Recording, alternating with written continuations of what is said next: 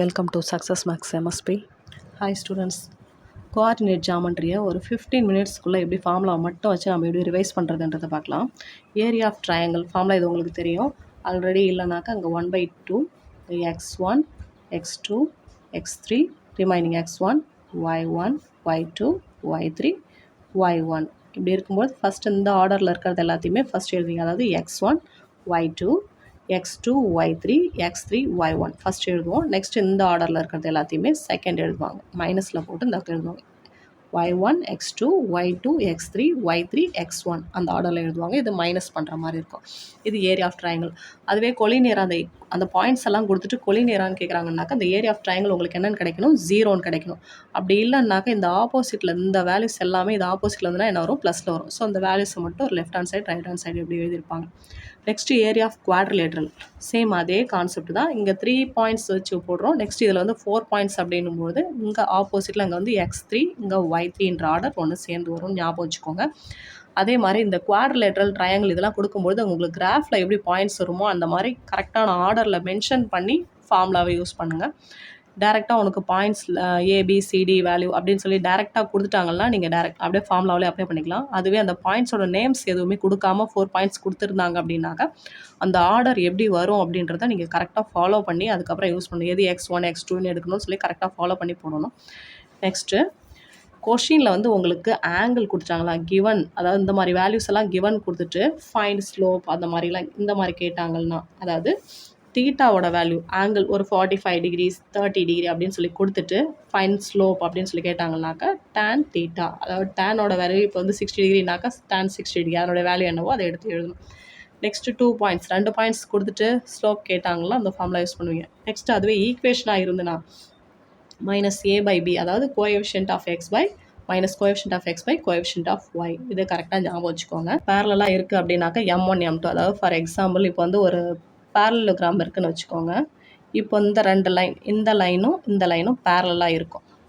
அதே மாதிரி இந்த சைடும் பேரலாக இருக்கும். ஸோ பேரலல் அப்படின்னும்போது நீங்கள் இந்த சைடு இப்போ ஏபிசிடி எடுக்கிறேன் அப்படின்னாக்கா இது ஏபியோட ஸ்லோப்பும் சிடியோட ஸ்லோப்பும் சேமாக இருக்கும். பிசியோட ஸ்லோப்பும் ஏடியோட ஸ்லோப்பும் சேமாக இருக்கும் அப்படின்ற கான்செப்ட் வச்சு போடுங்க. நெக்ஸ்ட்டு பர்பண்டிகுலர் கண்டிஷன் பார்த்தீங்கன்னாக்கா இந்த rectangle, square, right angle, triangle இது எல்லாமே பார்த்தீங்கன்னா இந்த இடத்துல 90 டிகிரி வரும். இது 4 கார்னருமே இதில் 4 கார்னருமே 90 டிகிரி வரும். ஸோ அப்படின்னாக்கா இந்த சைடும், அதாவது இங்கே ஏபி அப்படின்னு இருக்குனாக்கா இந்த சைடோட ஸ்லோப்பும் இந்த ஸ்லைடோட ஸ்லோப்பையும் நீங்கள் பார்த்தீங்கன்னா உங்களுக்கு என்னவாக இருக்கும்? 90 டிகிரி மென்ஷன் பண்ணுது. அப்படின்போது 2 மல்டிப்ளை பண்ணால் என்ன வரும்? -1. இதுதான் பர்பண்டிகுலருக்குரிய கண்டிஷன். ஸோ இந்த ஷேப்பில் எது வேணாலும் கொடுத்துட்டு பர்பண்டிகுலரான்னு கண்டுபிடிக்க ப்ரூஃப் பண்ண சொல்லுவாங்க. பேரலல் அப்படின்னும்போது பேரலல்லையும் இந்த 2 ஷேப் வரும், அதாவது ரெக்டாங்கிளும் ஸ்கொயர் ஷேப்பும் வரும். கரெக்டாக ஞாபகம் வச்சுக்கோங்க. நெக்ஸ்ட்டு கிவன் பாயிண்ட் ஸ்லோப் ரெண்டுமே கொடுத்துட்டு find the equation of the point and slope அப்படின்னு சொல்லிட்டு இதை கொடுத்துட்டாங்க அப்படின்னாக்கா இதில் ஃபைண்ட் ஈக்குவேஷன் சொல்லி கேட்குறாங்கன்னா இதில் எப்படி போடணுன்றது ஞாபகம் வச்சுக்கோங்க. y - y1 = m × x - x1. இது இப்படி கொடுக்குறாங்கன்னாக்கா இந்த x1 y1ன்றது இங்கே x1 y1க்கு பதில் தான் நீங்கள் அப்ளை பண்ணுவோம் தவிர இந்த xyக்கு பதில் அப்ளை பண்ணக்கூடாது. ஃபைனல் ஆன்சர் வந்து இந்த xy அந்த ஈக்குவேஷனில் xy வரும். அதை நீங்கள் கரெக்டாக ஞாபகம் வச்சுக்கோங்க. நெக்ஸ்ட்டு ஸ்லோப் இன்டர்செப்ட் ஃபார்ம் அப்படின்னாக்கா அந்த சி வந்து எதை மென்ஷன் பண்ணுதுனாக்கா ஒய் இன்டர்செப்ட்னு சொல்லி கொடுத்துருவாங்க. ஒரு சில கொஷின்ஸில் இன்டர்செப்ட்னு சொல்லி மட்டும் கொடுப்பாங்க.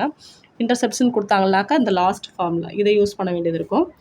அதுவே ஒரே ஒரு இன்டர்செப்ட் மட்டும் கொடுக்குறாங்க அப்படின்னாக்கா இந்த ஃபார்முலா y = mx + c, அதாவது இந்த m வந்து ஸ்லோப்பை மென்ஷன் பண்ணும், இந்த c வந்து y இன்டர்செப்டை மென்ஷன் பண்ணும். அதை கரெக்டாக ஞாபகம் 2 பாயிண்ட்ஸ் ஃபார்முலா யூஸ் பண்ண சொல்கிறாங்க.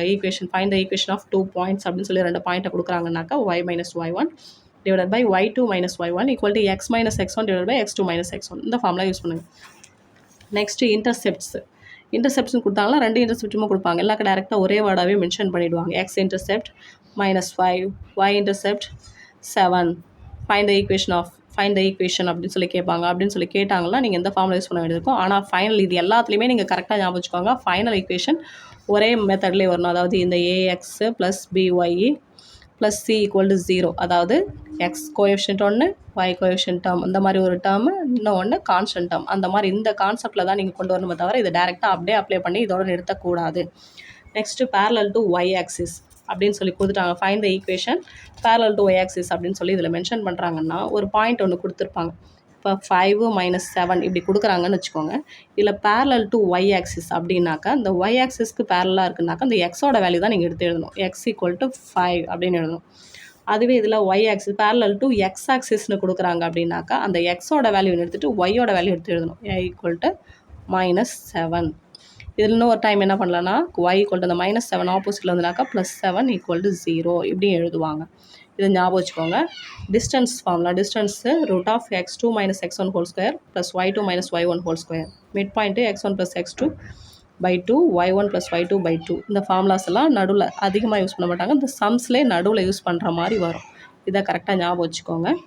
இதை மட்டும் நீங்கள் ஞாபகம் வச்சுக்கிட்டு இந்த மாதிரி மெத்தட்ஸில் எந்தெந்த சம் வரும் அப்படின்றத நீங்களாகவே ஒரு கால்குலேட் பண்ணி க்ரியேட் பண்ணி போட்டு பார்த்தீங்களா, ஞாபகம் வச்சுக்கிட்டு இந்த ஃபார்முலாவில் எந்த கணக்கு வரும், எந்த மாதிரி மாடல்லாம் கொடுத்தா இப்படி போடலாம் அப்படின்றத நீங்கள் ஒரு டைம் ரீகால் பண்ணிட்டீங்க அப்படின்னாலே எக்ஸாமில் நீங்கள் தான் சென்டம். தேங்க்யூ.